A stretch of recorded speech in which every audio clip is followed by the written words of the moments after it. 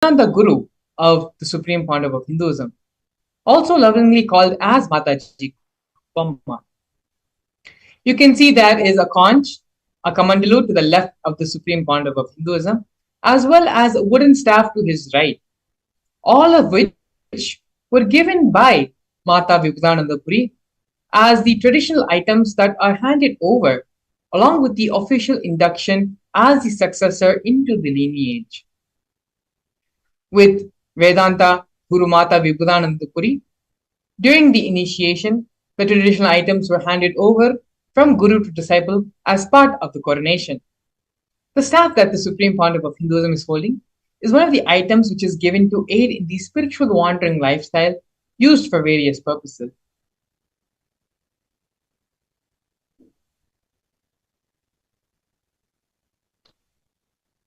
We are now looking at the early days of the mission of the establishments of Kailasa. And we can see here in the leftmost, we have a black and white photo where when the Supreme Pontiff of Hinduism was very young, the temple monastery complex of his guru, Mataji Vibhudanandapuri, was built by the Supreme Pontiff of Hinduism himself, brick by brick in Tiruvannamalai. The Supreme Pontiff of Hinduism had his gurus to guide him, and he followed. In the year 2001, on April 14th, at the age of 23, the Supreme Pontiff of Hinduism established the first Kailasa temple monastery in Tiruchengodu, South India. In this photo, you can also see the Supreme Pontiff of Hinduism's own handwritten annotation on the photograph. In the year 2002, on the 4th of November, the Supreme Pontiff of Hinduism established the headquarters, Adi Kailasa Sarvanyapeetham, in South India. By the year 2004, the Supreme Pontiff of Hinduism, at the age 26, started conducting mass living enlightenment initiation conventions, taking people through powerful cleansing process of the 7 energy centers in our body. In the year 2007, the Supreme Pontiff of Hinduism was welcomed and given the message by the mayor of St. Louis, United States.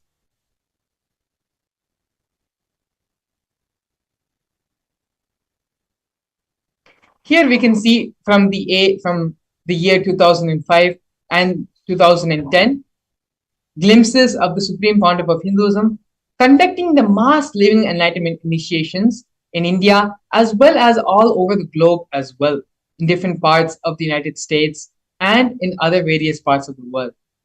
We have here photos of the Supreme Pontiff of Hinduism giving the discourse on stress to de-stress in Oklahoma Medical Baptist Center in the United States, as well as conventions in various parts of India.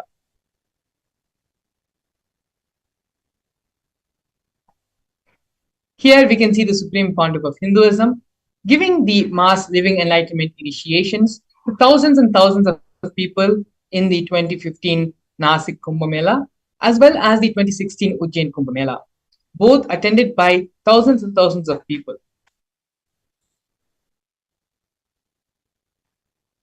Next, we're going to be looking at the various coronations being done on the Supreme Pontiff of Hinduism, being coronated as the head of various different kingdoms and Madhadipatis.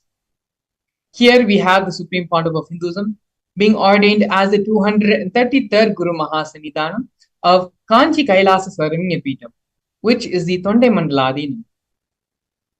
Next, we have the Supreme Pontiff of Hinduism being coronated as the incumbent emperor of Suryavamshi Surangi Samrajya. Following that, we can see the Supreme Pontiff of Hinduism being coronated as the present 23rd Guru Mahasannidhanam of Dharma Mukti Swargapuram Adinam. In the year 2012, the Supreme Pontiff of Hinduism was coronated as the present 293rd Jagat Guru Mahasannidhanam of Kailasonatthi Shamalapita Sarvanyapita. In the same year, the Supreme Pontiff of Hinduism was also coronated as the Mahanirvani Akhada, which is the largest apex monastic order of Hinduism. In the following years, the Supreme Pontiff of Hinduism was coronated as the 1008th Acharya Mahamandaleshwar which is the head of all spiritual leaders of the Atal Akada, which is the ancient apex body of Hinduism, and was also elected as the Supreme Pontiff of Hinduism by a congregation of over 1,000 Hindu leaders, pontiffs.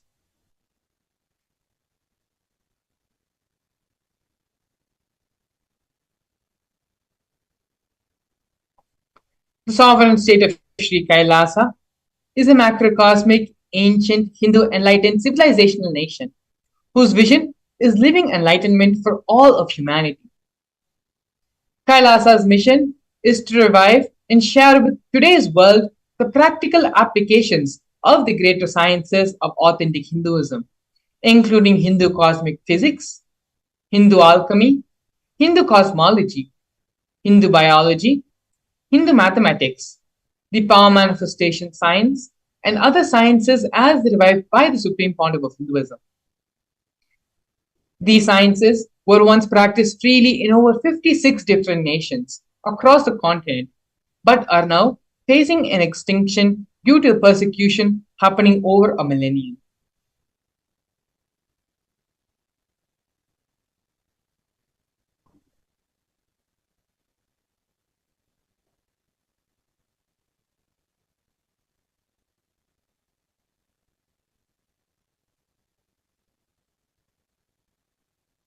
We're now going to be looking at the 108 different Sri Kailasa's United Nations initiatives. These initiatives include Sri Kailasa United Nations for Globalization, Against Medical Malpractice, Enlightened Birthing and Pregnancy, and like this 100 different initiations founded and initiated by Sri Kailasa's United Nations. Sri Kailasa United Nations are 108 different initiatives to support a variety of humanitarian services, which collectively allows for the creation of an enlightened, peaceful, sustainable, equitable, resilient, and thriving world.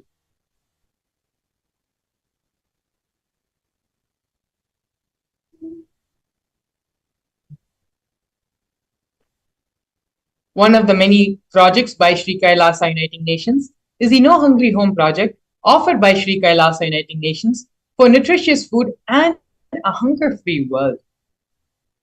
Over the past 27 years, 1 billion meals have been served as Annadan by the Hindu ASMT communities in religious gatherings to everyone without discrimination.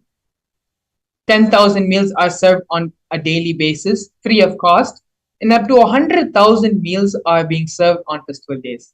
And as you can see here, multiple photos of the Supreme Pontiff of Hinduism himself serving and doing the Annadan service.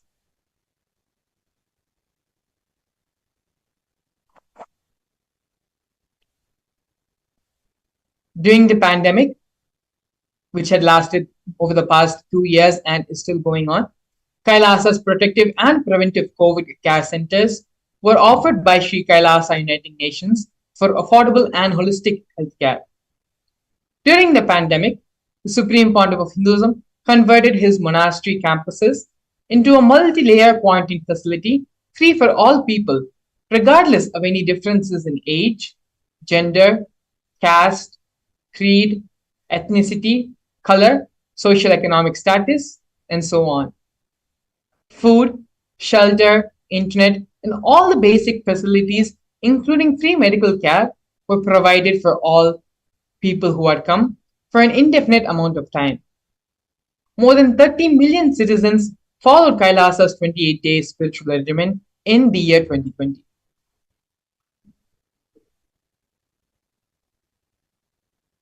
The next project, which we are seeing by Sri Kailasa United Nations, is for education reform and development. The Nithyananda Hindu University is the largest Hindu university in the world established by the Supreme Pontiff of Hinduism. The Nithyananda Gurukul, inaugurated on the 2nd of October in the year 2006 by the Supreme Pontiff of Hinduism, is for the revival of the ancient Adi-Shaivite Guru-disciple education system, which is an authentic knowledge transmission system based on enlightenment. In the Nithyananda Hindu University, more than 20 million enrollments have happened, and The Nithyananda Hindu University offers 7,000 free courses as well as has extended campuses in more than 150 countries.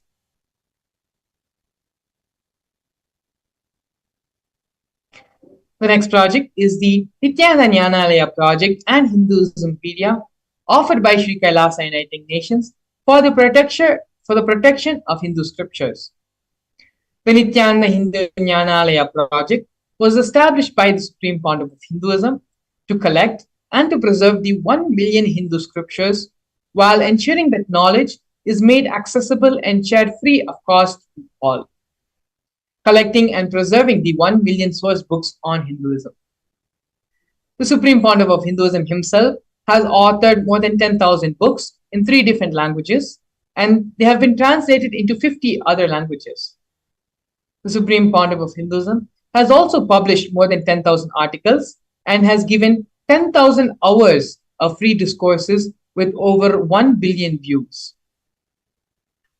Kailasa's Hinduismpedia is a project established by the Supreme Pontiff of Hinduism, where the Supreme Pontiff of Hinduism has collected more than 15 terabytes of digital books and rare manuscripts from all the 19 Sarvanya Peetams, ancient mutts, and ashrams. 1 million pages on Hinduism, the collection of 22,000 digital books, 1,000 e-textbooks, and over 100,000 articles on various topics in Hinduism.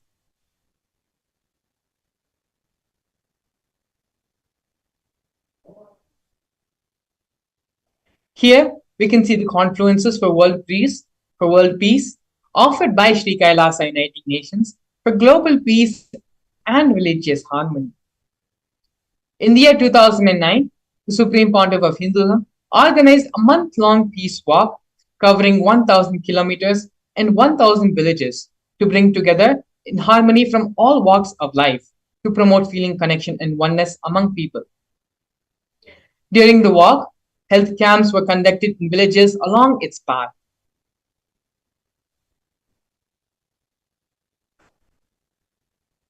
Here, we are going to be looking at Sri Kailasa Uniting Nations for feminine empowerment and gender equality.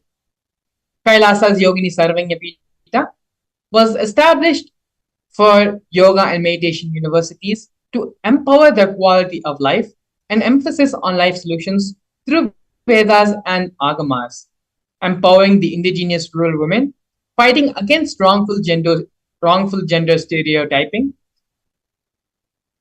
gender-based violence, and lack of inclusive and quality learning environments. Some of the initiatives include the Kailasa's Nithyananda Lakshmi project, which is a Kailasa's Women Foundation and Women Empowerment Self-Help Centers, which have been launched in 108 places around the world since the year 2009. Kailasa's Ankita program, which is providing foundational literacy about working of basic community service and infrastructure establishments. Kailasa's Ashriya program, which is providing vocational training programs to rural and indigenous women to provide equal opportunities and access to independent, self-sufficient financial environments for them. The Supreme Pontiff of Hinduism has revived the Vedic feminism in Kailasa, where more than 80% of the leadership positions are occupied by women.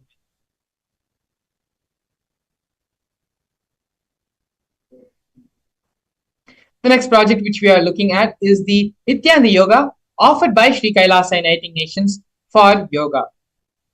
The Nithyananda Kriyas are 108 different Kriyas targeting the major disorders of diseases such as diabetes, arthritis, and blood pressure, given by the Supreme Pontiff of Hinduism and have been verified scientifically.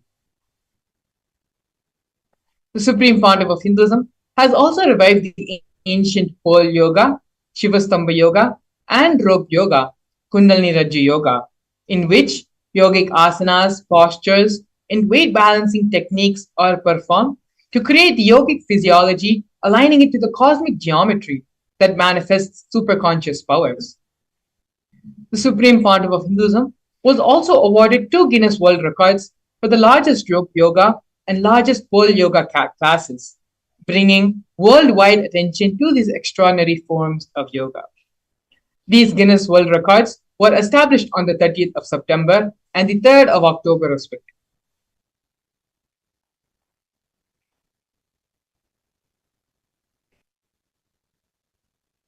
Despite being heavily persecuted continuously for over a decade, the Supreme Pontiff of Hinduism is unwavered in his intention, in his commitment, and action in building the only Hindu nation, the sovereign state of Sri Kailasa, to protect, revive, and preserve Hinduism, the most ancient, most peaceful, still living, and long lasting demonstrable system that shows the possibility of peaceful coexistence amongst people.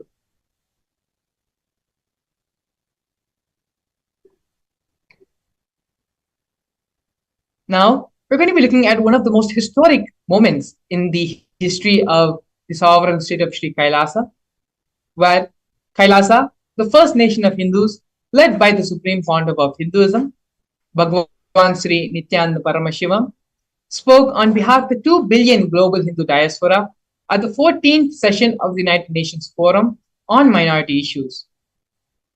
A significant milestone in the history of Hindus and sovereign state of Sri Kailasa happened on the December 2nd, 2021, where His Excellency Sri Nityamoksha Priyananda, Ambassador Extraordinaire and Plenipotentiary of Kailasa, represented the persecution of Hindus at the 14th session of the United Nations Forum on Minority Issues. The theme of the forum was conflict prevention and the protection of human rights of minorities. This was the first time the plight of persecuted Hindu minorities was represented in the United Nations. The organized, ongoing, and systematic generational attacks on Hindu indigenous traditions were highlighted in this meeting.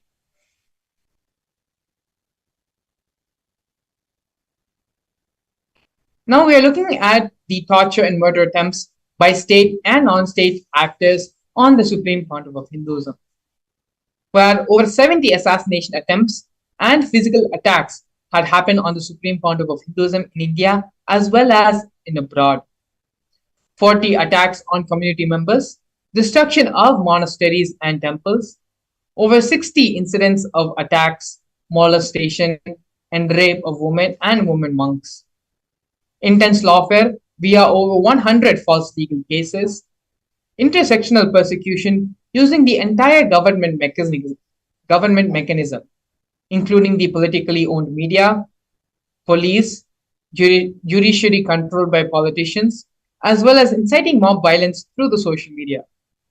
Despite all these attacks and illegal persecution happening on the Supreme Pontiff of Hinduism, Swamiji, his unwavering intention, has built the Kailasa nation for the purpose of giving the superconscious breakthrough to the whole of humanity and to revive and protect Sanatana Hindu Dharma. Now that we have seen the introduction of who is the Supreme Pontiff of Hinduism, in the next segment, we're going to be looking at one of the most important and one of the most extraordinary contributions to humanity Supreme Pontiff of Hinduism has given, which is the science of the power manifestation. We're going to be learning about the Shastra Pramana of the science of power manifestation, exactly what is the power manifestation and what is the science behind the power manifestation, as well as the live demonstration of these powers with the blessings and grace of the Supreme Pontiff of Hinduism. We'll be back after a short break.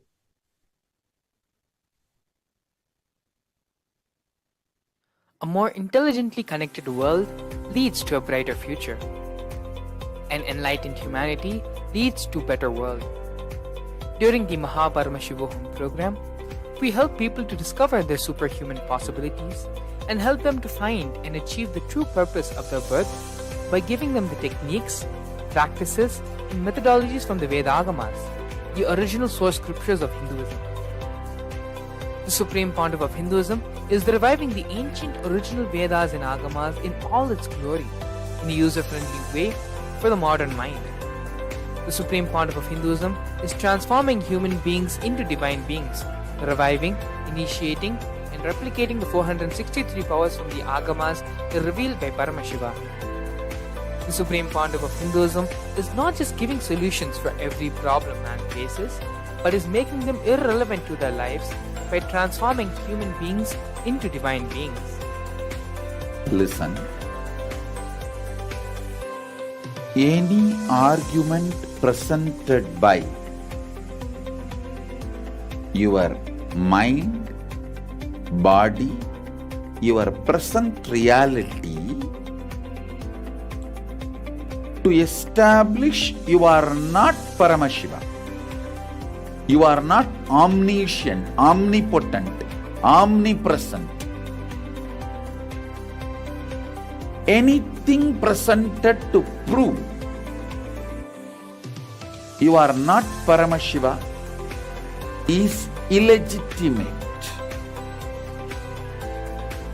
Decide this. This is super determinism. Understand? Anything you declare as illegitimate will lose power over you, will die in few days, few minutes, maybe in few weeks, whatever few days it takes. It will not have power over you. Understand, this is the method for sudden enlightenment. This is the method for sudden enlightenment. It happens by the Shaktipada. Here Paramashiva is sitting to tell you all, you are Paramashiva, you are me, with Shaktipada and Shaktinipada. The Dvitiya Vijnasa Krama is an extensive and thorough yoga sequence to prepare your body to receive the experience being given by the Supreme Pontiff of Hinduism. Through the yoga, which is aligned as per the source scriptures laid down by Paramashiva and the Agamas, you break all the impossibility in your body and in turn break the very cognition of impossibility. The program leads you to go beyond your human frame and limiting human ideas, which prevents you from living your highest possibility. I will reach you wherever you are, whichever corner of the world you may be. I will show with enlightenment. Again I tell you, I am not here to prove I am God, I am here to prove you are God. Don't wait to become divine. Register now at paramashivoham.org.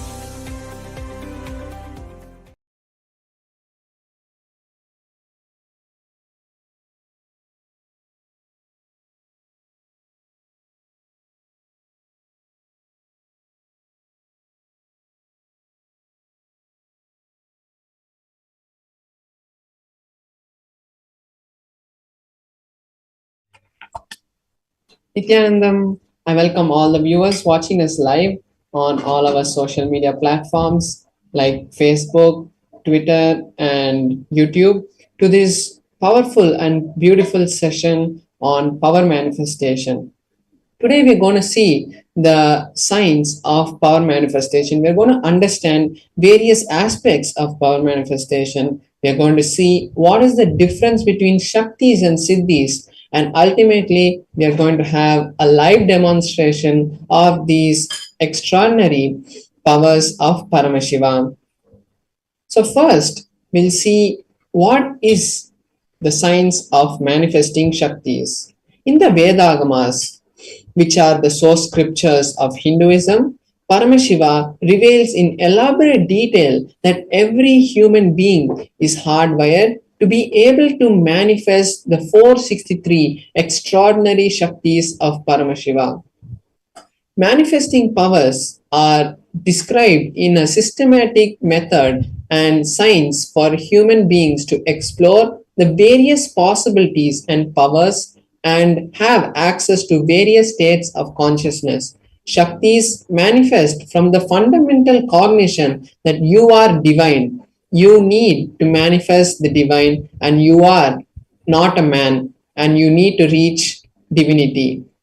So now we'll be seeing the difference between Shaktis and Siddhis. Shaktis express from the space of enlightenment as a side effect of feeling connection with the divine and the highest integrity with the Guru.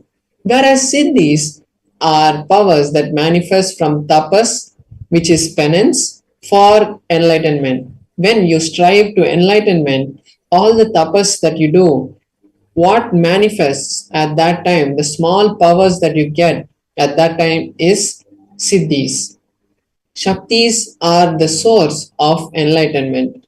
And as we said, Shaktis are it manifests from the state of enlightenment, whereas Siddhis manifest on the path of enlightenment.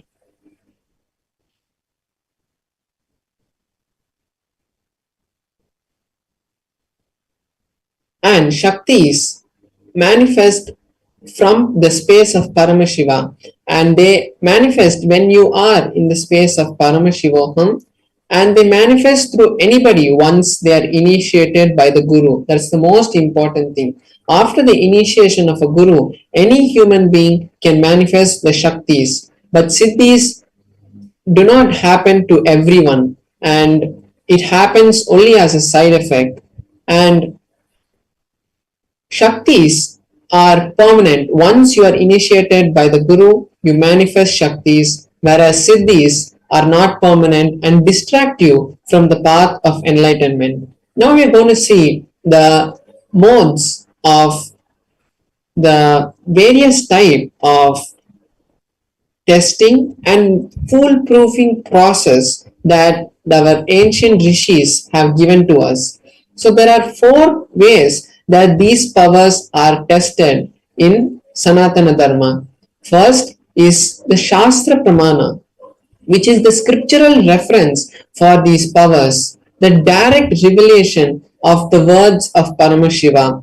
Example, the Vedas and the Agamas and everything that is being revealed by Paramashiva directly is the Shastra Pramana. The Artha Pramana is the time-tested, foolproof experiences of the ancient rishis and the recent masters who have come before us and proven to the world the scientificness and the powers, how they can be helpful and useful to humanity. The Atma Pramana, which is the experiences, the validated experiences of the Supreme Pontiff of Hinduism. After he experienced anything, he made sure that it is in alignment with the Vedas and Agamas, which are the Shastra Pramana, and the Apta Pramana, the experiences of other rishis and masters. And once it is acid washed through both of these, he gives it to us as his Atma Pramana. Then we have the Pratyaksha Pramana, which is the scientific study on these powers, what science is able to understand while these powers manifest.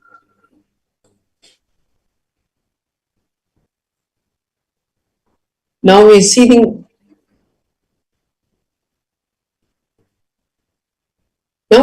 the source. Who is the source? From where do these Shaktis manifest? The answer is Paramashiva. Paramashiva is the primordial divinity in Hinduism, the ultimate reality and the cause, which is the self, effulgent, Swayam Prakasha, all pervading and untouched by time and space. And from this Paramashiva only, this whole universe is manifested, and we manifest from the space of Paramashiva.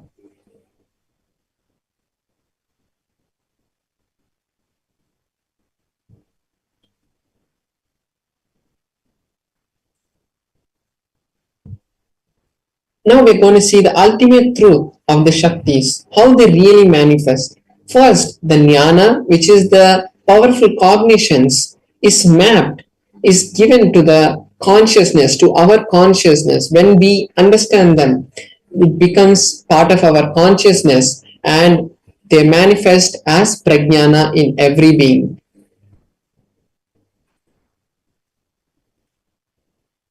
Now we're going to be seeing the pramanas for each of these powers, pramanas for the power of the third eye. The third eye is the intra organ which has been given to us, given to all the humans, and can be awakened and initiated by an enlightened master or an incarnation. And as we have the Supreme Pontiff of Hinduism, who is the direct Nijavatara, the direct form of Paramashiva, through his initiation, we are able to awaken the third eye. So the Shastra Pramana, the scriptural reference for the power of third eye, is from the Vijnana Bhairava Tantra, which is a direct scripture, a scripture which has been directly revealed by Paramashiva to Paramashiva Shakti. And the verse is from the Vijnana Bhairava Tantra, Sutra 34. The verse goes, Kapalantar manonyasa tishtan milita lochanaha kramena manaso dadyat lakshayet lakshyam uttamam. The translation is, having fixed the mind on the inner space within the crown center, one should slowly stabilize the mind and without any movement, having the eyes in succession into the third eye. By that stability of the mind and the consciousness, one starts seeing beyond the physical eyesight and is able to see the ultimate goal, Lakshyam, and is of Paramashiva and complete oneness. So this is the Shastra Pramana for the power of third eye reading. Now we'll be seeing the Apta Pramana, how the history and the ancient masters have shown us this power. In the Bhagavad Gita, which is from the Mahabharata, in the 11th chapter of the Bhagavad Gita, Bhagavan Krishna is to show his cosmic form, to show his Vishwarupa Darshana. And Arjuna asks Krishna that he wants to see the cosmic form, the Vishwarupa Darshana.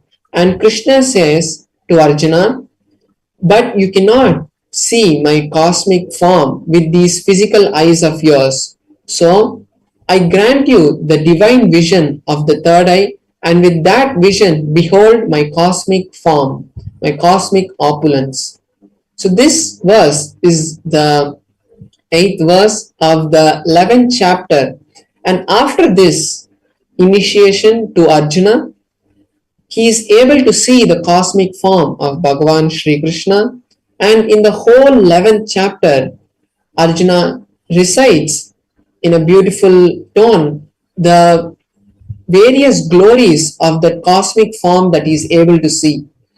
So this is the beautiful Apta Pramana from the history and the life of the ancient masters. Next we have the Atma Pramana, what the Supreme Pontiff of Hinduism experienced in his own life.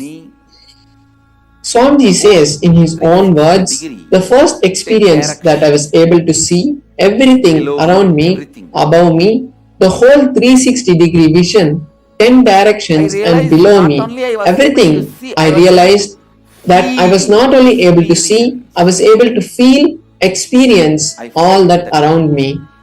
So the Supreme Pontiff of Hinduism was able to feel that cosmic form around him, as we saw in the Shastra Pramana. He was able to see beyond the physical eyes and had the vision of the Lakshyam, the ultimate goal, and felt the oneness with everything around him. Next, we'll see the Pratyaksha Pramana for the power of third eye reading.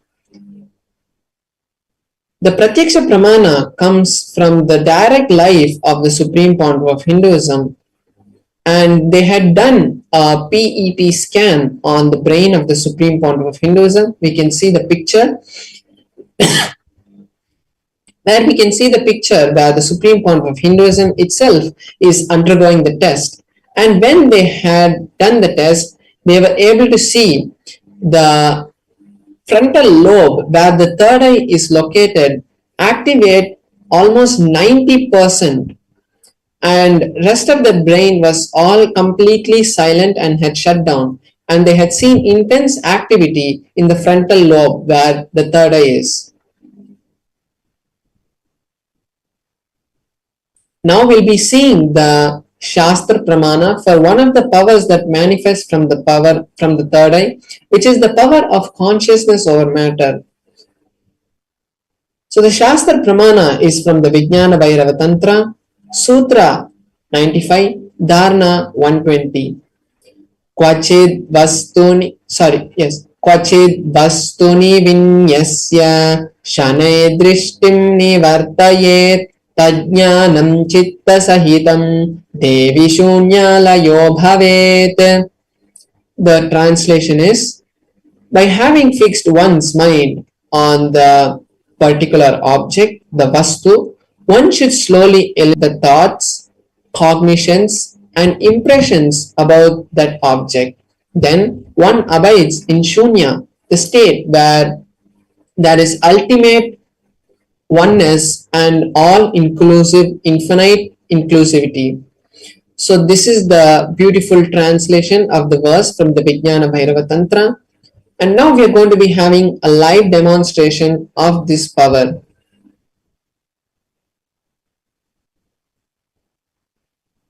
So now I'll be showing my Atmalinga. So we're going to be manifesting, I'm going to be manifesting this power with my Atmalinga. So the Atmalinga is basically a crystalline linga which is made from the spatika material or the quartz material, and then it is energized by the Supreme Pontiff of Hinduism itself and installs Paramashiva himself into this linga. And after that, he gives each one of us, after an initiation, the beautiful Atmalinga.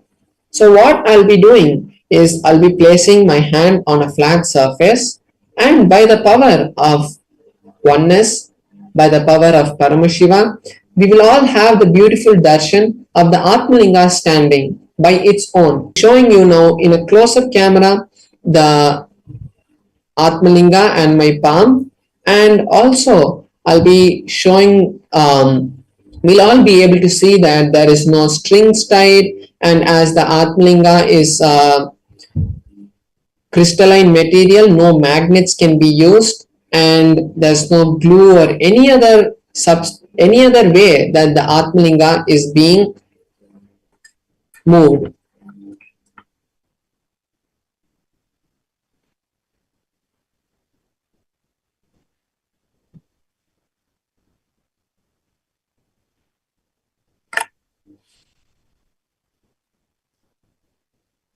So now we can all see my hand and the Atmalinga.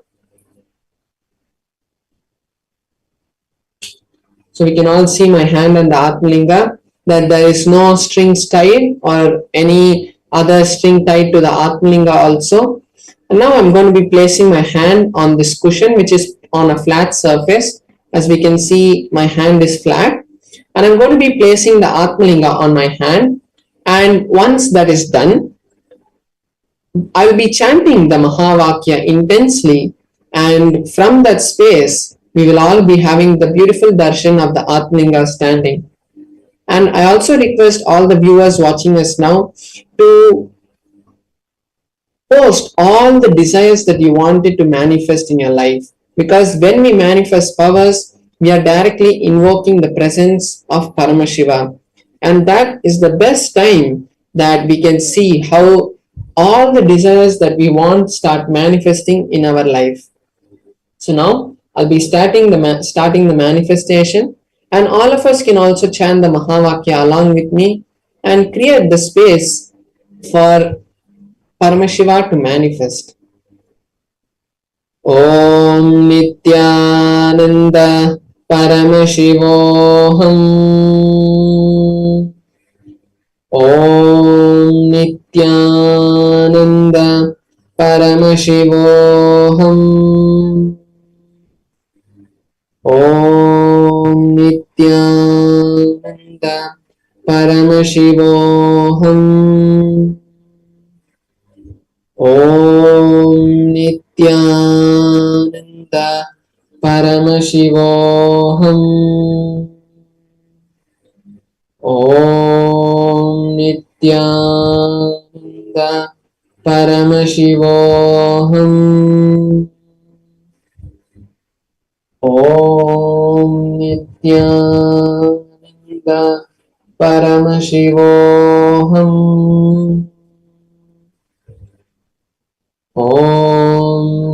Nithyananda Paramashivoham. Om Nithyananda Paramashivoham. Om Nithyananda Paramashivoham. Om Nithyananda Paramashivoham. Om Nithyananda Paramashivoham. Om Nithyananda Paramashivoham. Om Nithyananda Paramashivoham. Om Nithyananda Paramashivoham. Om Nithyananda Paramashivoham. Yes, now we have seen the beautiful manifestation of the Atmalinga.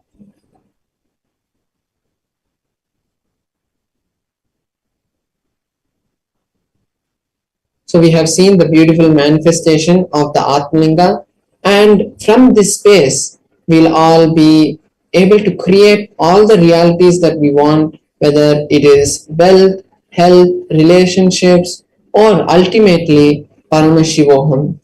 And now is the best time for all of us to create the space to manifest Paramashivoham in our life. And when we create the intention and start seeing a reality happening, that is the only way that we can start really creating realities in our life. Because when we think, oh, I want money, I want wealth, Paramashiva, please give me wealth, when we start thinking like that, we only see that we are only asking Paramashiva. We are saying, I want wealth, and the cosmos also tells us, Tatastu, you keep wanting wealth. It is not a negative way of telling the cosmos is not being negative, but the cosmos keeps giving us just a blessing of Tatastu, Tatastu, Tatastu. That is, so be it, so be it, so be it. And when we keep asking Paramashiva that we want this, we want that, Paramashiva only keeps giving us the blessing that is going to happen. And the real secret is only when we see that reality tested, we tell Paramashiva, thank you so much for manifesting the wealth already in my life, and really feel that devotion and gratitude towards Paramashiva. When we do that, is really when Paramashiva blesses us, saying Tatastu, so be it, you have the wealth. And that is the real secret to manifesting wealth. And this is not a story that is being just told to you now, but it has happened in thousands of people's life after the blessing of the Supreme Pontiff of Hinduism. So take this time now to register yourself for Paramashivam. Create that intention first, because when you create the intention, you are seeing the reality manifest. And when you see the reality manifest, automatically you are going to be seeing the manifestation happening. So now let us take this beautiful opportunity that Paramashiva has given us to manifest this reality of Paramashivoham. So let's all head over to paramashivoham.org, and the QR code and the link is being projected below in the scroll, and as a QR code you can scan. So now let's take this time to do that, and while we are doing that, we'll be back to you after a short break with beautiful sessions from the Supreme Pontiff of Hinduism. Thank you, Nithyanandam. A more intelligently connected world leads to a brighter future. An enlightened humanity leads to a better world. During the Paramashivam program, we help people to discover their superhuman possibilities and help them to find and achieve the true purpose of their birth by giving them the techniques, practices, and methodologies from the Vedagamas, the original source scriptures of Hinduism. The Supreme Pontiff of Hinduism is reviving the ancient original Vedas and Agamas in all its glory, in a user-friendly way for the modern mind. The Supreme Pontiff of Hinduism is transforming human beings into divine beings, reviving, initiating, and replicating the 463 powers from the Agamas revealed by Paramashivam. The Supreme Pontiff of Hinduism is not just giving solutions for every problem man faces, but is making them irrelevant to their lives by transforming human beings into divine beings. Listen. Any argument presented by your mind, body, your present reality to establish you are not Paramashiva. You are not omniscient, omnipotent, omnipresent. Anything presented to prove you are not Paramashiva is illegitimate. Decide this. This is super determinism. Understand? Anything you declare as illegitimate will lose power over you, will die in few days, few minutes, maybe in few weeks, whatever few days it takes. It will not have power over you. Understand, this is the method for sudden enlightenment. This is the method for sudden enlightenment. It happens by the Shaktipada.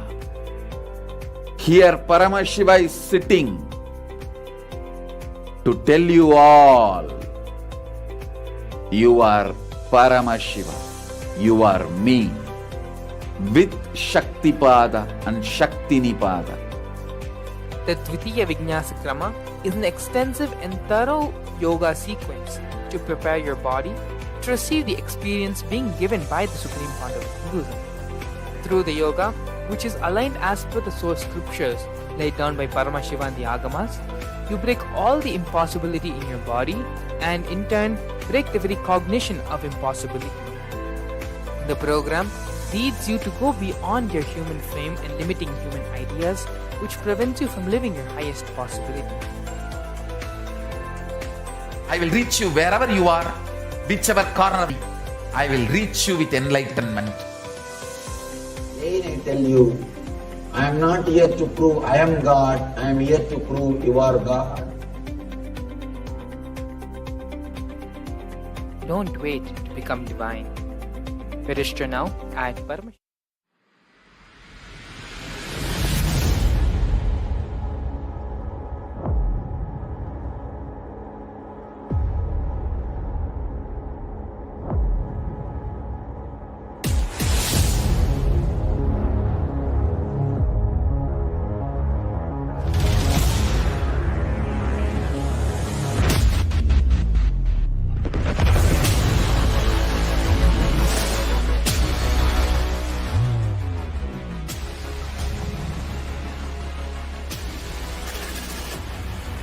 You will become Paramashiva.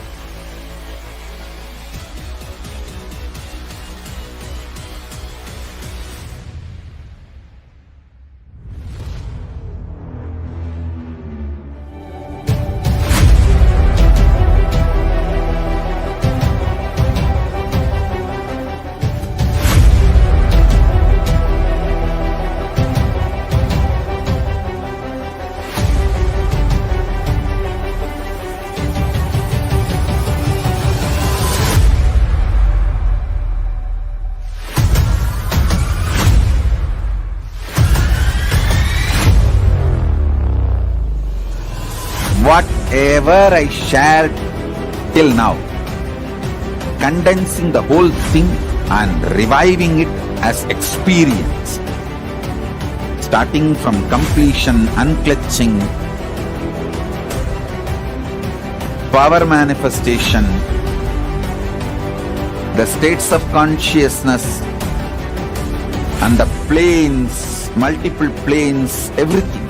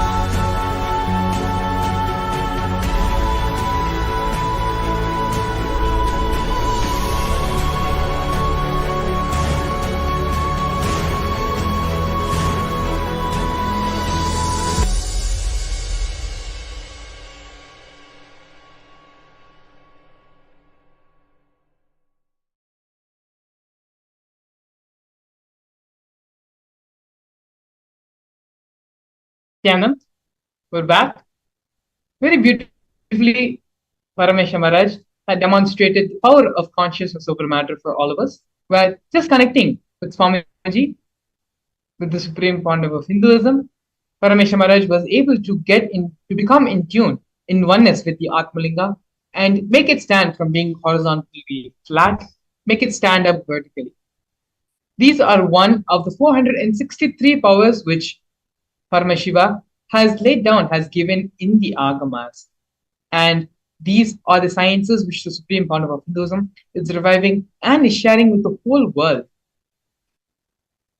Now that we have gone through and seen the science of power manifestation, we're going to be entering to the next segment of today's program, which is understanding the Kala Tattva. As we had mentioned earlier in today's segment, the Supreme Founder of Hinduism is going to be gracing all of us with the Bhava Samadhi Darshan of Virabhadra. To get the full benefit and imbibe Virabhadra, the energy of Lord Virabhadra completely in us, we're going to be understanding about the Kala Tattva. Kala, the literal translation of the word Kala, means time in Sanskrit. Understanding about the Kala Tattva and how the Kala Tattva, just understanding and cognizing this truth about the Kala Tattva is enough to raise our consciousness to the higher frequencies and higher time zones. We are now going to be listening to a series of satsangs given by the Supreme Founder of Hinduism to understand exactly what is the Kala Tattva. Before we enter into the satsang, let us all come to the space of deep listening and restful awareness so that the words of the Supreme Founder of Hinduism can enter into our being directly. Let us take a few minutes and move from the space of hearing to the space of listening, where we imbibe and start cognizing all the words, all the thought currents, and all the ideas, all the cognitions the Supreme Founder of Hinduism will now be sharing with us. So you can all sit straight with your head, neck, and spine in a single line and bring our awareness to the third eye center. And visualize Swamiji is sitting there in the third eye center as Paramashiva and 50 hands. Take a few moments to come back to the space of restful awareness. And we can now enter into the satsang.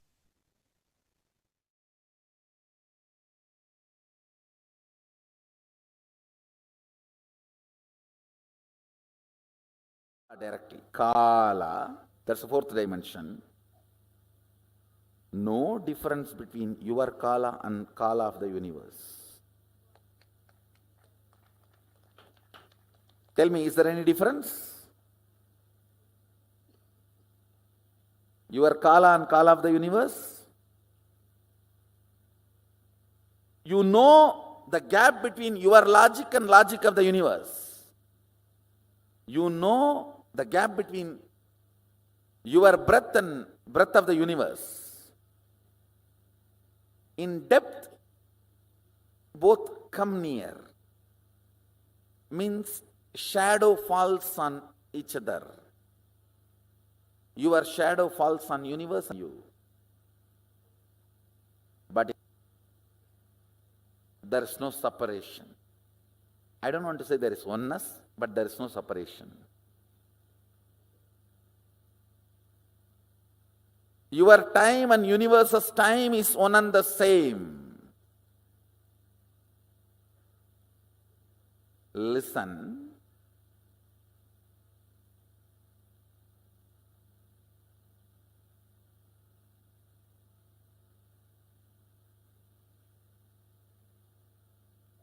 Listen carefully.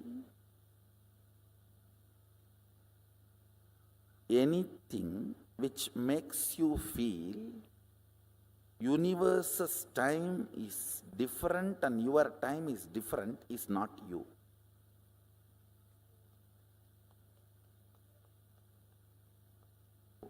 If you feel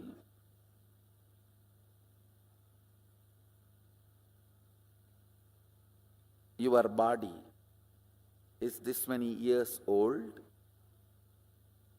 it is separate from the universe, that is not you.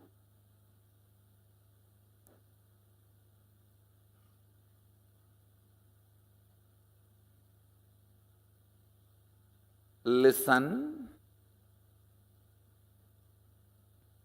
I am telling you two things. One, don't think, oh, earlier itself I heard all these Vedantic lessons. That and all doesn't work for me. The moment it becomes time, I feel hungry and all my Vedanta goes in the air. Listen. Earlier failures does not confirm it is impossible for you at all.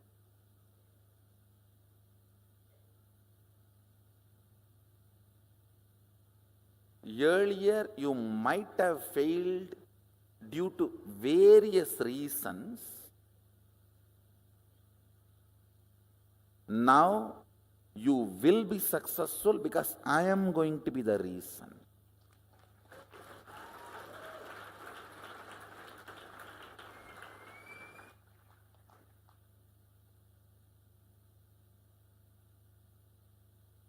Listen, I may be ferocious, but I am a go-getter. I'll make you get it. I am integrated to my job. I'll either convince your logic or confuse your logic. I'll make you to come to the conclusion and this cognition. Let me put it in this way. Listen.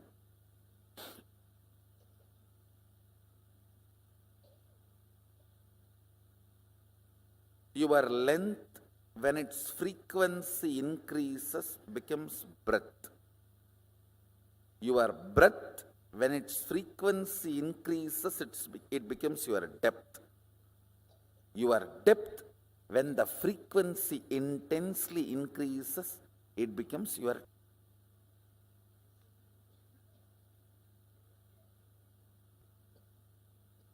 In breadth, length is included. In depth, length and breadth is included. In time, length, breadth, depth is included. This fourth dimension is the space where your so-called normal human life faces a breakthrough. Listen carefully. Anybody who is introduced to the time dimension, Kala, manifests even one or two powers related to Kala. You are liberated from death. Listen carefully. You need to know the principal unit why you are manifesting powers or why you are not manifesting powers. If you know, that solves literally every possible problem. Time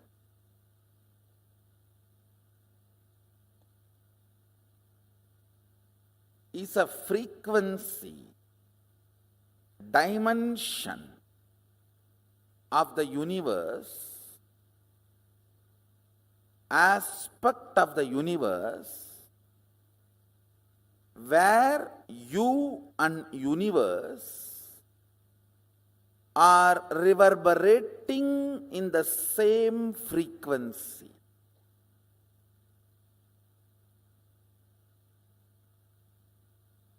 Unit of time of the sun, moon, Kailasa and you is one and the same. Listen, yesterday I said, our 1 year is 1 day for them, but unit is same. Only how many of you are understanding? It's only quantity different, but not. So in Tattva, principal unit, listen carefully, logic of the Devatas are different. They are not same. Your breath and Devata's breath, not that far away, little closer. Your depth and Devata's depth, little more closer. But in time, your unit of time and their unit of time is one and the same. There is only quantity difference.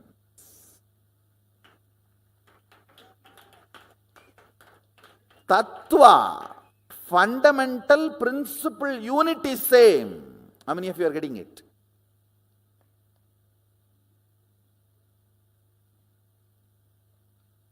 Yes. For us 1 year is their 1 day, but our 1 year is 1 day for them. It means what? Kala, like movements of the nature, sun, moon, planets, the whole flow. The Kala is converted into our day-to-day time by our mind. Listen, movement of the sun, moon, nature. For example, before the invention of the clock, any time measurement system, whatever we know was happening is Kala. Once we learned the time measurement system and evolved certain logic for the flow of the time, like 24 hours, 1 hour is 60 minutes, 60 minutes is 60 seconds. When we started evolving certain mechanisms to grasp and measure the unit of time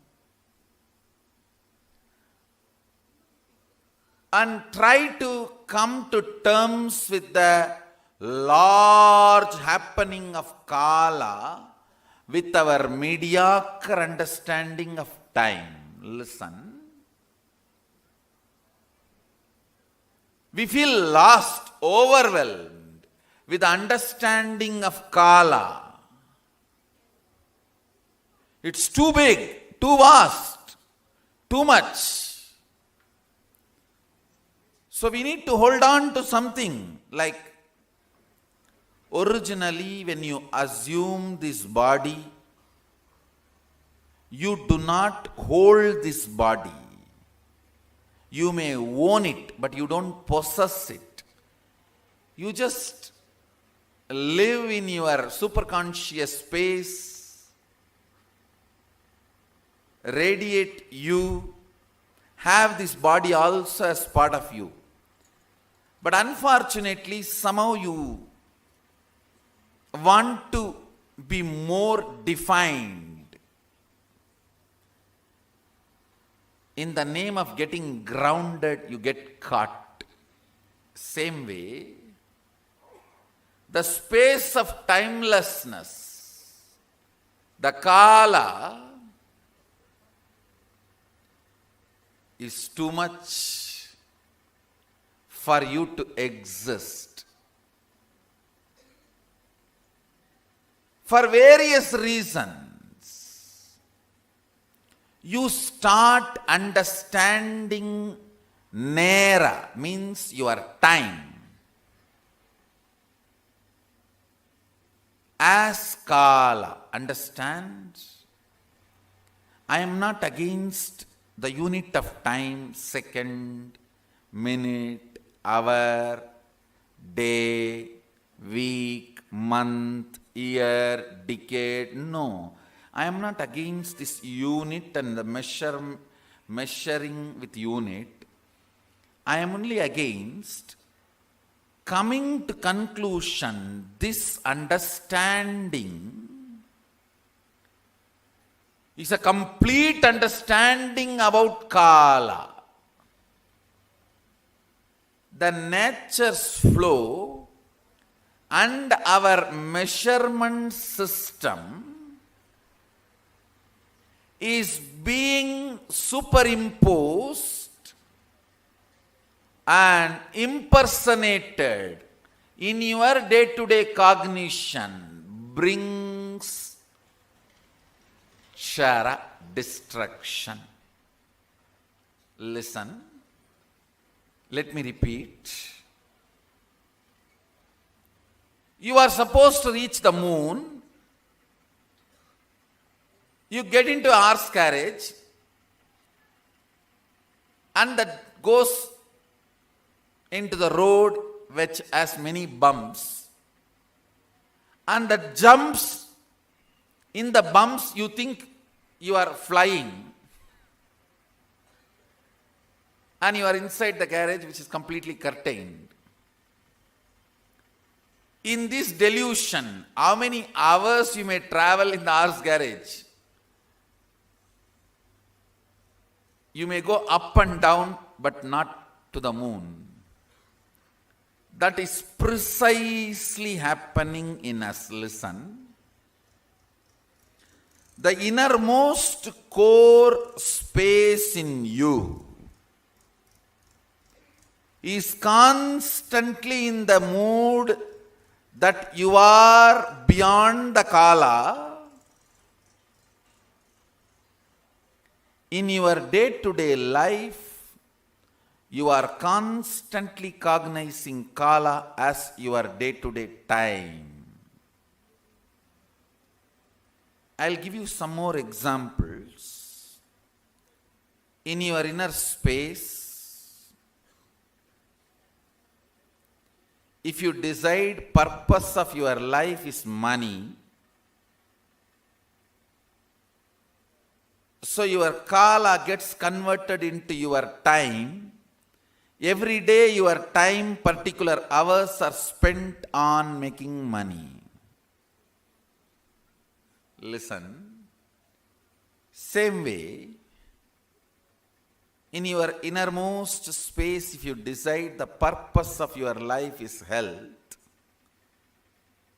then that gets converted into an action point. Everyday time, particular time you spend for yoga or making yourself healthy, whatever you believe as which brings you health.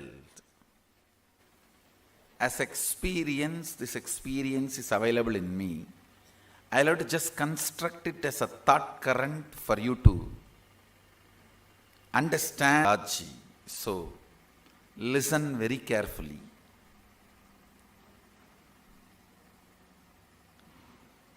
Because end of the session I am going to declare or claim two big things.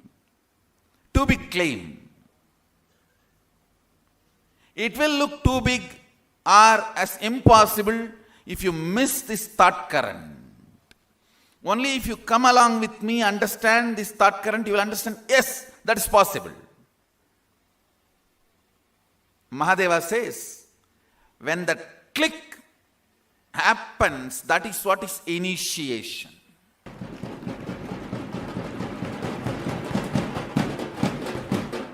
When I share, declare, claim something, if it hits your inner space and your core feels, yes, it is possible, then initiation has happened.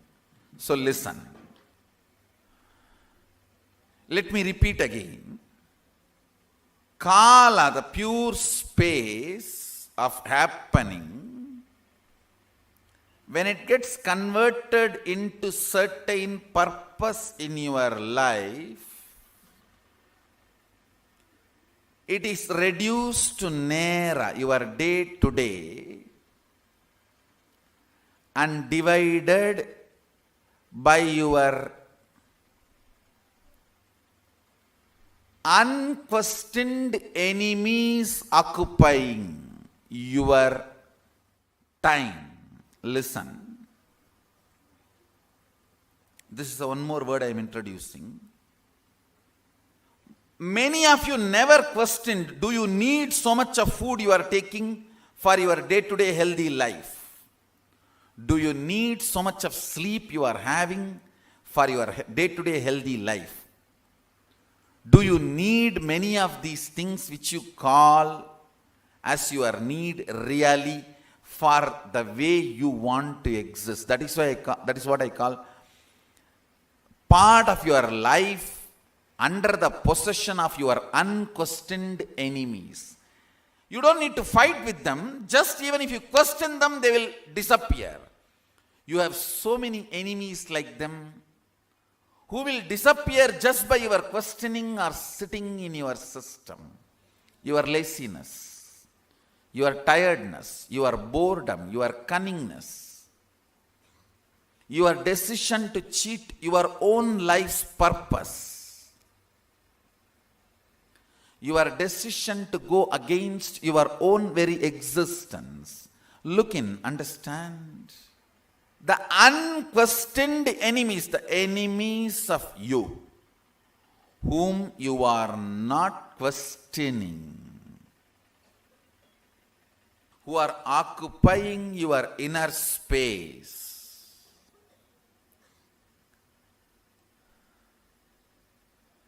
They divide and create gap between your Kala and Nera. Means your existence and your perception of your existence. Surely all the time you can measure, 100 year or 200 year put together is not your Kala or life. Listen. Then whole 100 years, if you are going to make $10 billion as per the calculation you have, somebody gives $10 billion, you are ready to die? No. That's too stupid. That's foolish. You all know the Kala as huge possibilities than the Nera with which you function. Nera means time. When the Kala gets mapped in your unconscious way of living, it is called time. The translation of the existential reality into your perception reality. Existential reality is Kala and your perceived reality is time. In this conversion, I should say it is more like a convulsion, not even conversion. In this convulsion,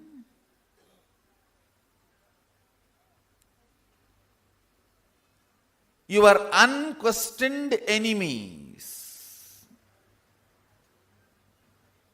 the enemies you entertain in your perception just because you never questioned them. You have 100-acre land.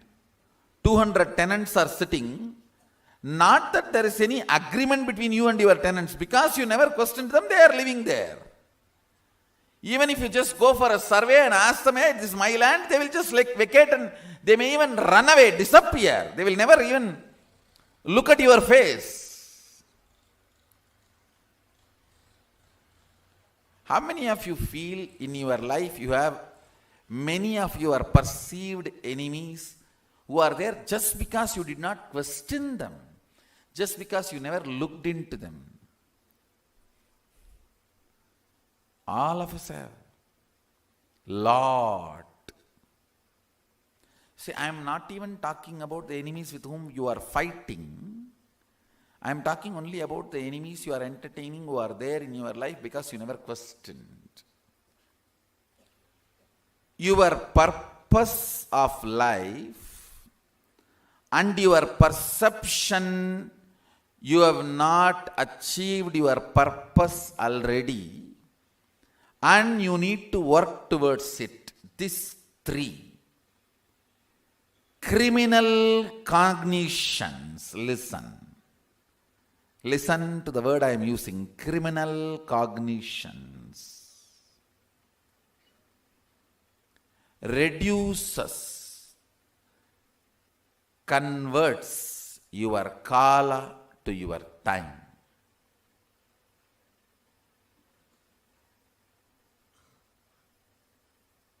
Aligning many of the fundamental understandings with the first principle of life. The first principle of life is oneness. Using the first principle, oneness, when the problems and questions are handled, conversion of your kala into time is drastically reduced. Understand? Depth of personality means your ability to handle all the fundamental questions of life with oneness in the source itself. In the source itself, if you handle many of your questions,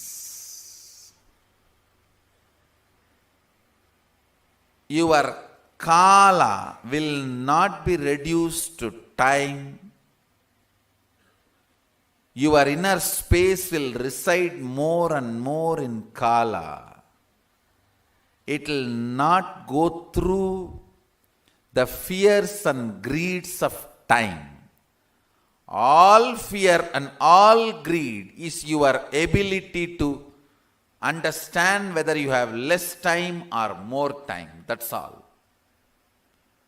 All your fears, when you feel you don't have enough time, and all your greed is when you perceive you don't have enough time to enjoy, achieve what you want. This one understanding of time releases you from all fear and greed.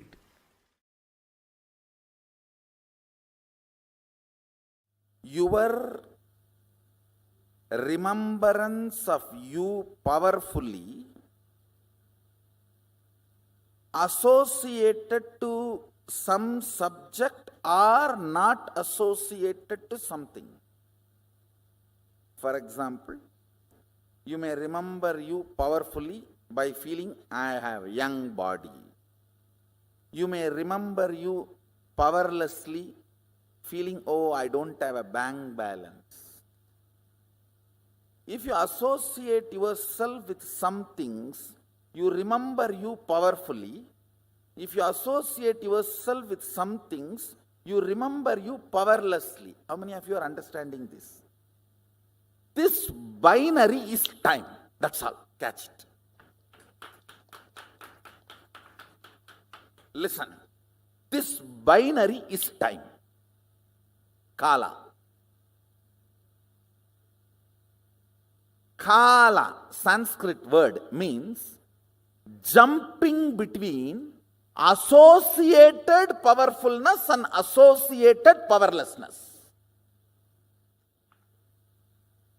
By remembering your body, do you feel powerless? By remembering your mind, do you feel powerful? With what association you feel powerful? With what association you feel powerless? This binary.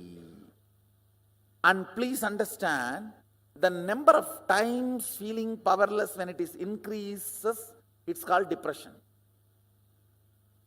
Number of times you feel powerful, when that increases, it's called joy.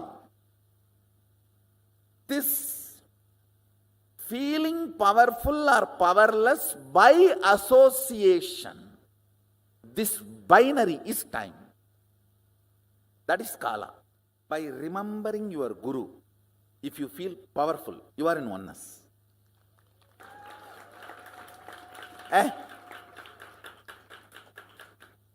என்ன வேணா இருக்கணும்டா, இருக்கட்டும்டா. கடவுளே என் பக்கம், அப்புறம் என்னடா.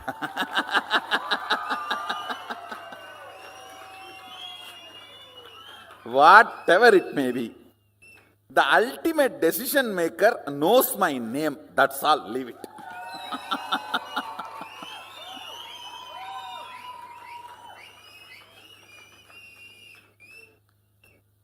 That is actually the initiation. That powerfulness behaves like a shark and swallows all the other powerlessness. How many of you already started feeling powerful when you remember power manifestation? Hey, I think I can do it. I think I am making it. I am cracking the code. I am catching it. So when that starts happening, so in that binary, the power manifestation starts adding more powerful cognitions in you. But once the manifestation starts,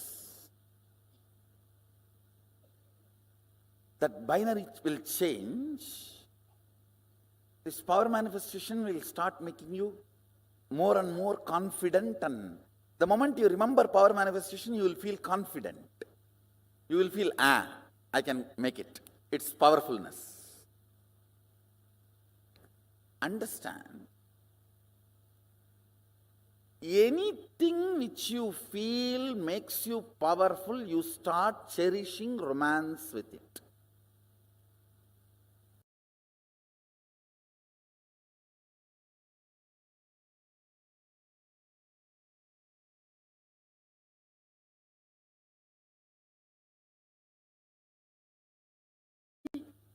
The power manifestation starts adding more powerful cognitions in you.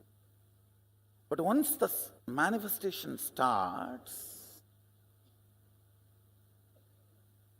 that binary will change. This power manifestation will start making you more and more confident, and the moment you remember power manifestation, you will feel confident. You will feel, I can make it. It's powerfulness.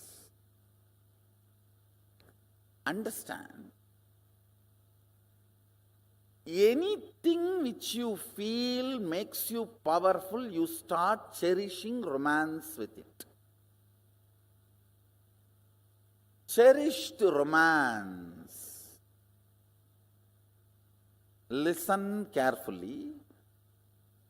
Cherished romance makes the frequency of you in tune with the time. That is why time is when you are in love. When you are in love, you do not know how time passes. How many of you are catching what I am saying? Being in cherished romance with the whole life is mastering time dimension. About this binary, associating with something feeling powerless or powerful. This binary is Kala. Associating with something and feeling powerful is cherished romance. You start cherishing romance with it because it is making you powerful. It may be power manifestation or guru, God, with whatever. It can be even money, anything with which you feel it is making you powerful, you cherish romance with it. And cherished romance raises your frequency to the frequency of Kala. That is why when you are in romance with something, time is forgotten. You don't know how the time is moving. If you are sitting with your close friend 3-4 hours, you don't even remember time is lost. Your dating period. With the whole life being in cherished romance is what is powerfulness of the Kala dimension. Just listen to this one fundamental truth.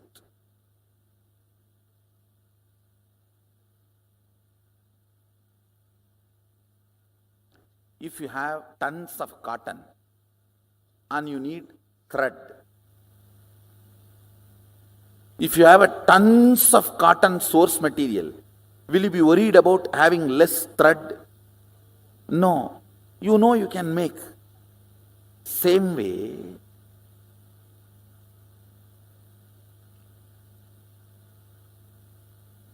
if you have understanding about Kala, you know you can make any amount of time for your body and mind.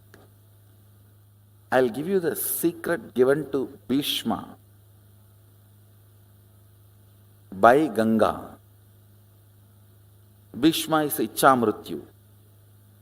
How many of you know that? He can choose death when he wants. I'll give you that understanding. Listen. This is the lesson Ganga gave for Bhishma. Exist with what you think as purpose. Listen carefully. Exist with what you think as your purpose. Work only for purifying your cognitions about purpose, not bother about whether you have time to fulfill your purpose or not. Listen carefully. I am not giving you a teaching, I am giving you an understanding.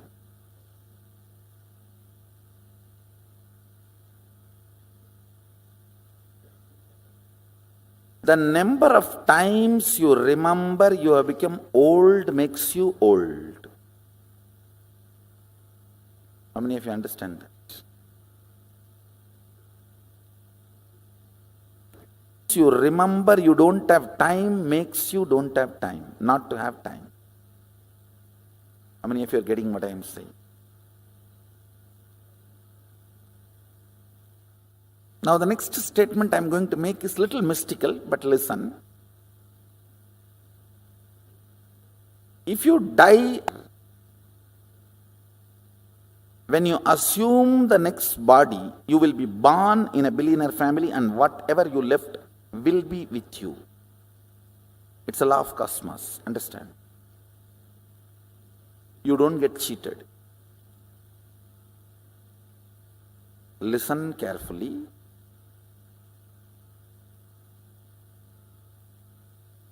Lives after lives after lives,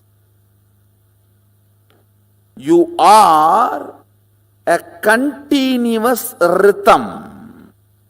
It's a little mystical. but I'll establish experientially for you in the next few cognition manifestation.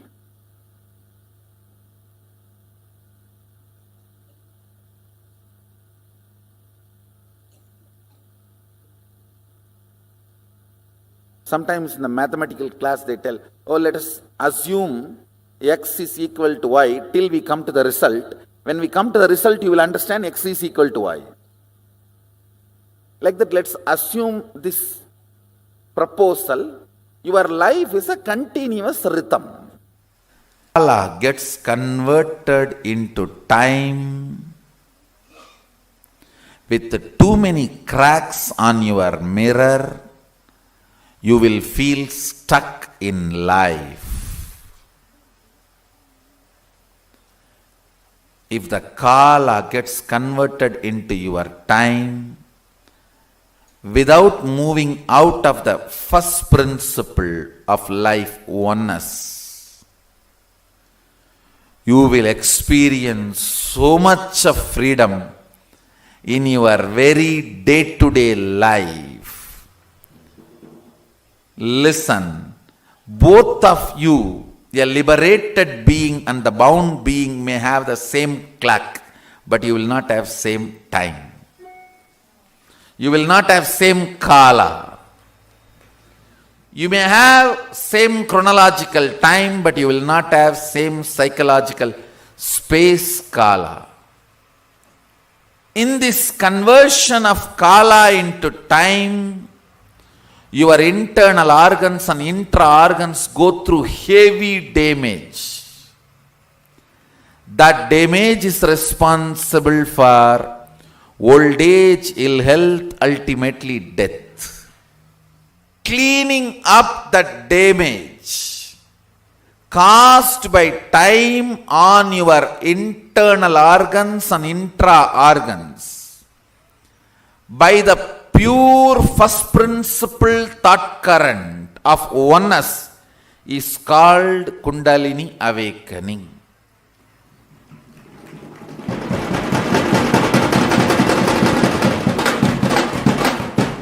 Fundamentally, I put the thought current of oneness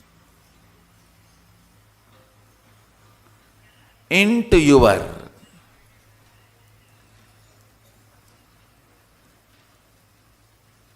internal organs and intra-organs.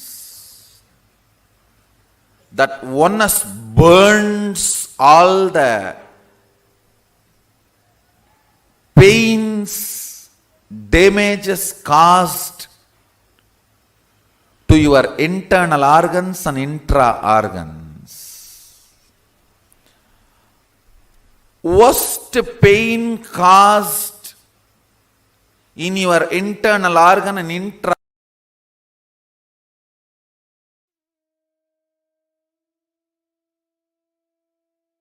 Yes, beautifully.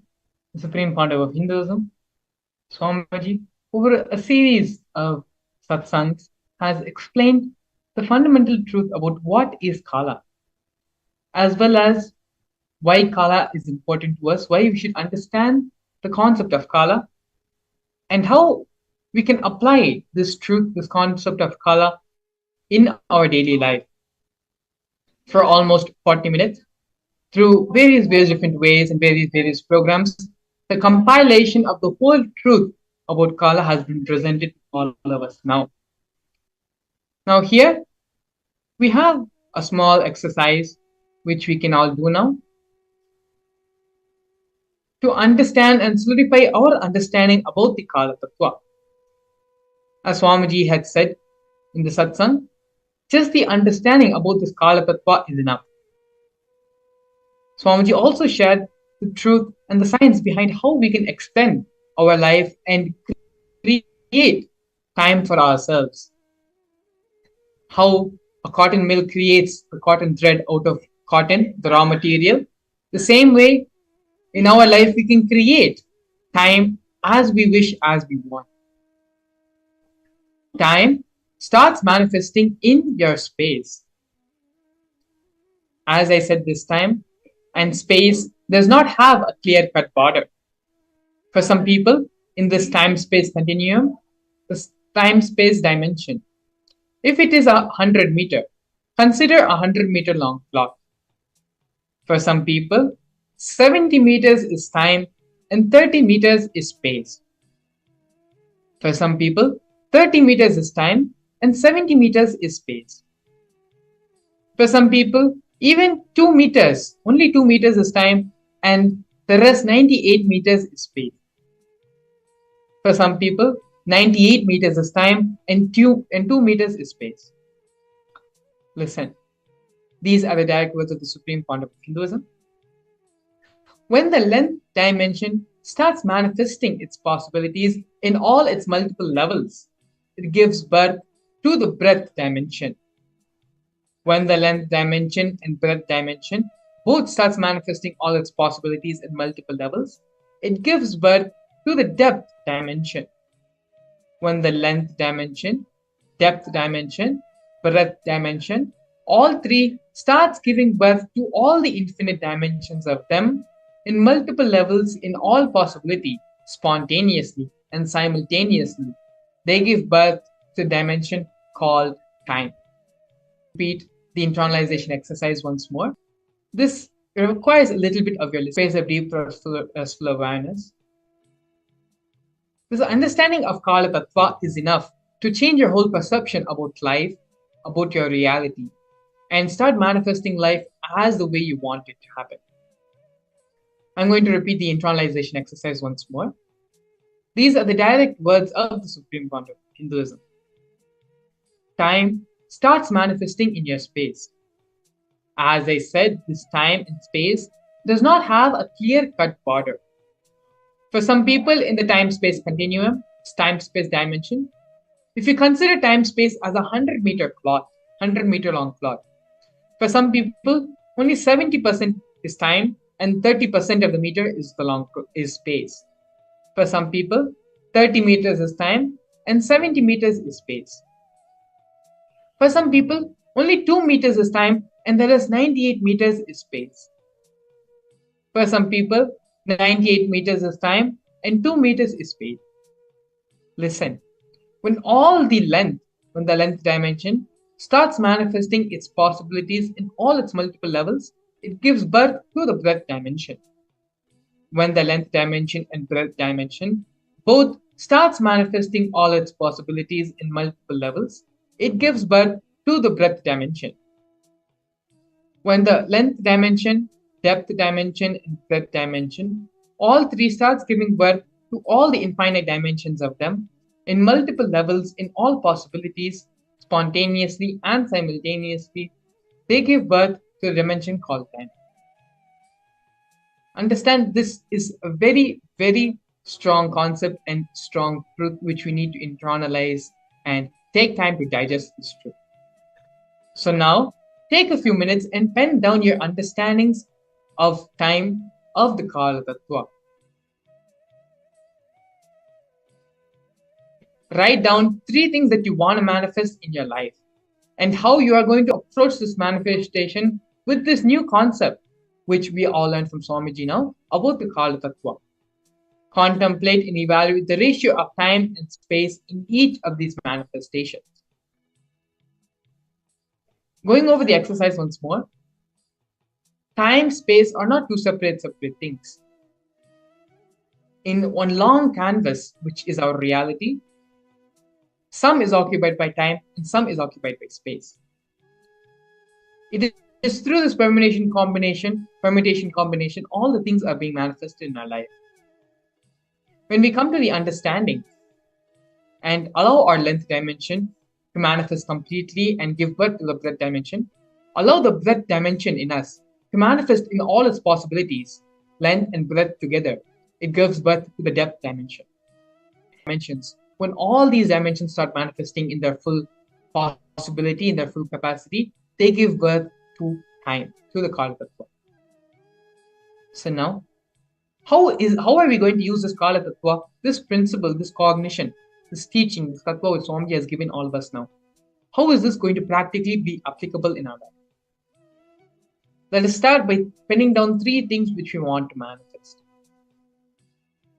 after penning them down, write how we're going to approach this manifestation and evaluate the ratio of time and space in each of these manifestations. Please take a few minutes, get your pen and pencil, sit, and start the internalization exercise.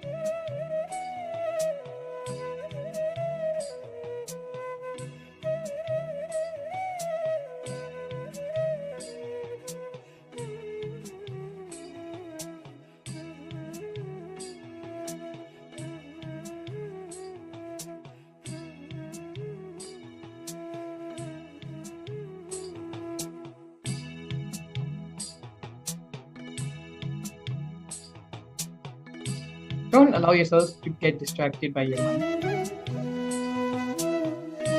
Continue the process sincerely. After this process, we're going to be having the Darshan, the initiation of the Supreme Founder of Hinduism, manifesting in the Bhava Samadhi of Lord Virabhadra. When we do this process, when we allow ourselves to open up to the energy, to the frequency of Lord Virabhadra, it is through these various processes and exercises and contemplation on the Kala Tattva, our brain starts vibrating in the same frequency, in the same time zone of Lord Virabhadra. So understand, this is a very important step to manifest and to get into the same time zone, same frequency wavelength of Lord Kala Bhairava, which will help you to experience the Bhava Samadhi Darshan completely in its full possibility, in the full manifestation.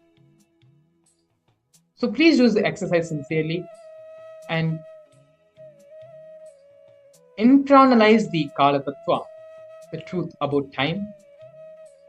Write down the 3 things that you want to manifest in your life and how you are going to approach this manifestation, as well as evaluating how much of this manifestation will be in the time and how much of this manifestation will be in the space. Please continue to do the internalization exercise sincerely.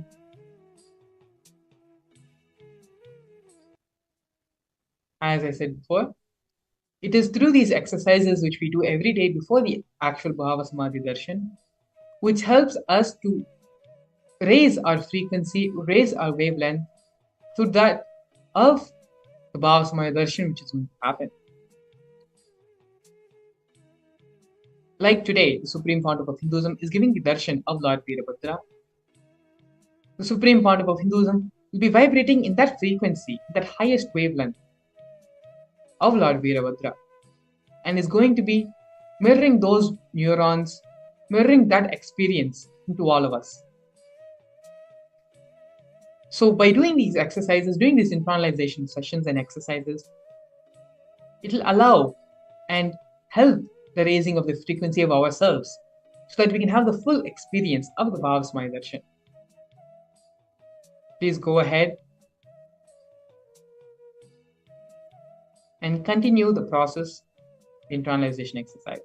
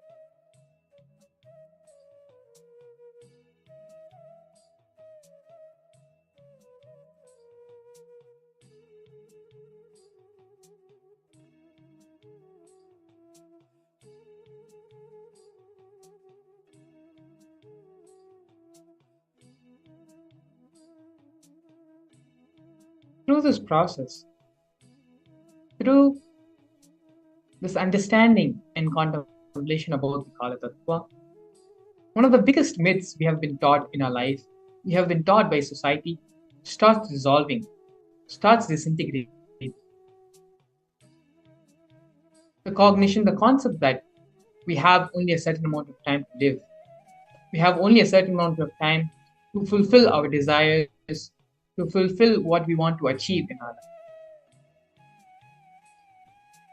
Swamiji is breaking the fundamental cognition and concepts or social conditionings which we have been brought up with through this understanding of Kala Tattva. Throughout the satsang, Swamiji also expanded on how we can create time for ourselves as and when we need, for our body and our mind. The understanding and the truth, the power of the Kala Tattva goes much more further deeper. To understand these various dimensions of the Kala Tattva and the other 35 Tattvas being given in the Vedas and the Agamas, the Supreme Pontiff of Hinduism will be expanding on this and much more during the Paramashivam program, which is going to be happening from February 9th to February 28th. Through this process, through the program, not only is the Supreme Pontiff of Hinduism going to be explaining and giving in-depth detail and understandings about these various tattvas, vertical time zones, and multiple dimensions, the Supreme Pontiff of Hinduism is also going to be giving you the experience of these in the program. If you follow the QR code, which is being projected below, and go to the link and register for the Paramashivam program now, today, not only will you be able to have access and to have the darshan and listen to the Supreme Pontiff of Hinduism, giving all these truths and giving this experience to you, but also the Virabhadra Darshan, Virabhadra Bhava Samadhi Darshan, which is going to be happening today, will also be available to you. Now that you are doing the process and you are understanding and opening yourself and raising your frequency to that time zone, to that wavelength, all that is left is having the darshan of the Supreme Pontiff of Hinduism as Lord Virabhadra. To have the darshan and awaken your consciousness, raise your frequency, your wavelength to that of the higher vertical time zones, all you need to do is scan the QR code or directly go to the website paramashivam.org, where you can register yourself for both the program and the Bhava Samadhi Darshan. Today, Swamiji has expanded on only one tattva, which is the Kala Tattva. To understand and learn more about the remaining 35 tattvas and other concepts, truths, and realities, such as the vertical time zones and the multiple dimensions, all this and more can be experienced in the Paramashivam program, Paramashivam program. So please do take this opportunity to go ahead and visit the website paramashivam.org, or you can scan the QR code being projected on the screen and register yourself for the Paramashivam program. After you have finished your internalization process, you can please take a few minutes and go ahead and register yourself for the program.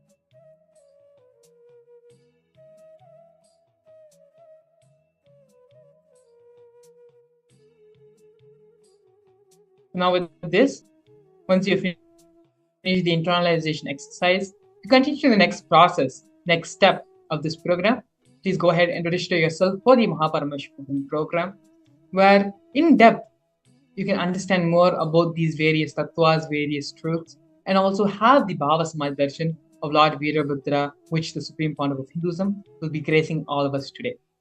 And so now with this, we're going to be moving into the next segment of today's program. Please stay tuned.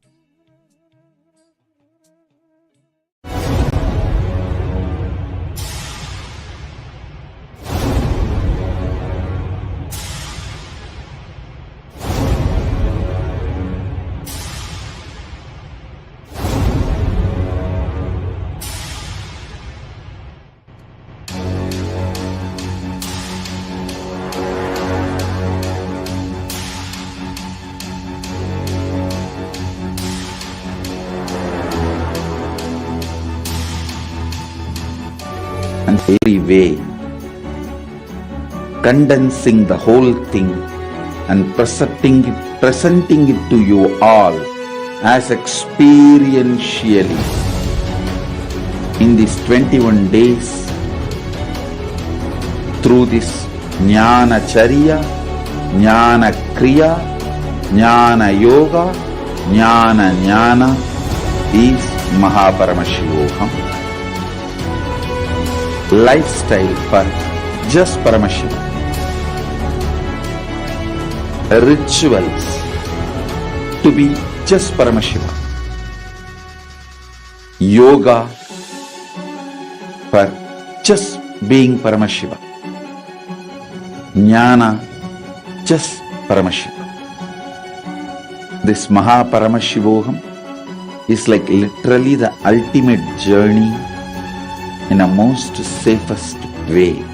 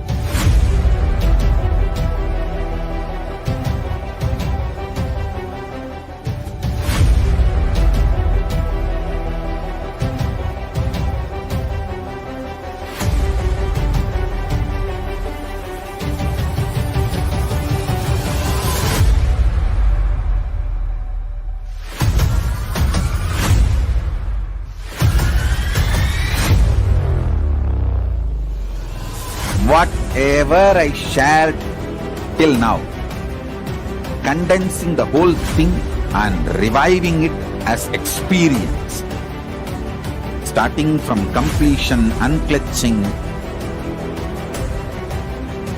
power manifestation, the states of consciousness and the planes, multiple planes, everything.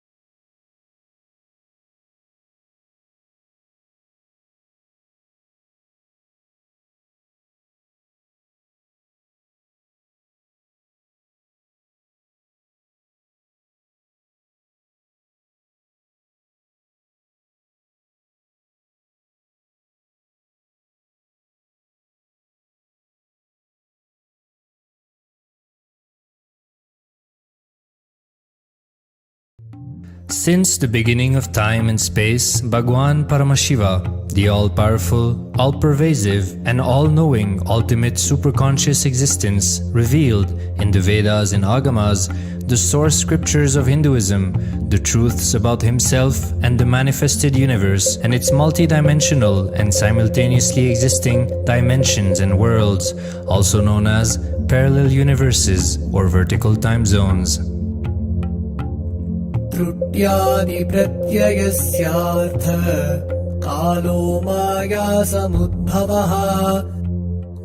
Kala Tattva, which gives rise to the knowledge of various time zones and parallel universes such as Truti and others, is originated by Ananteshwara from the impure Maya. Bhagwan Paramashiva mentions that as we experience the various higher